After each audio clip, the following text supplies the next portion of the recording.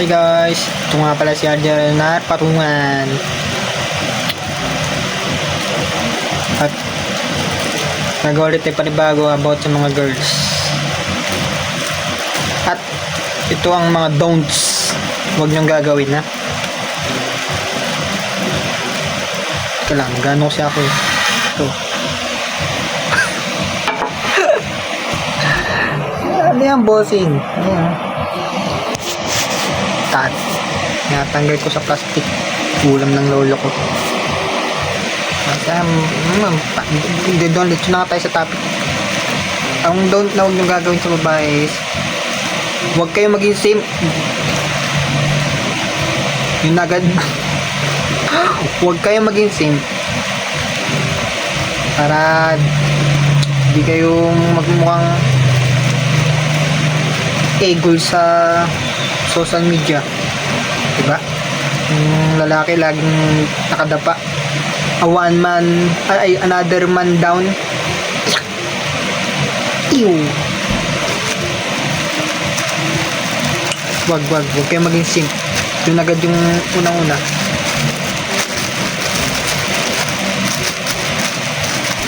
Pangalawa is huwag kayo maging active sa social media. Yun, matik agad yun. Huwag kayo mag social media.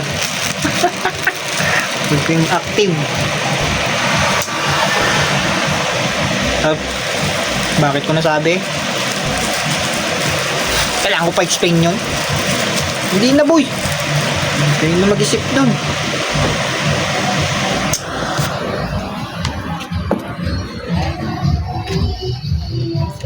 Pag in-explain ko pa yun is magulan pa kayo lalo eh.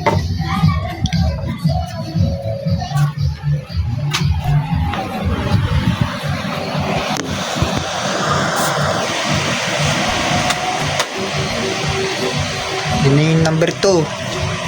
Number 3 is dapat maging busy kayo. May passion. Yan. Kapag may trabaho ka naman, tuloy lang. Huwag kang titigil. Para sino ba naman ikaw para dumapa sa babae? Di ba? May sense? Tapos sasabihin nyo, nagpamataas na naman ako.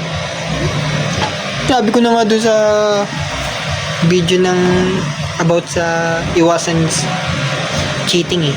Never nga ako nagkaroon ng GF. Ever since. Hindi sa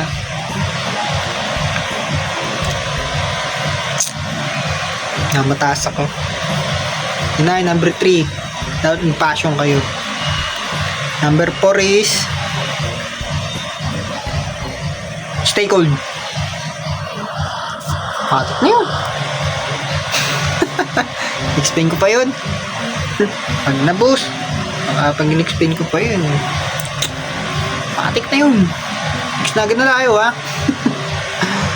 Number 6 is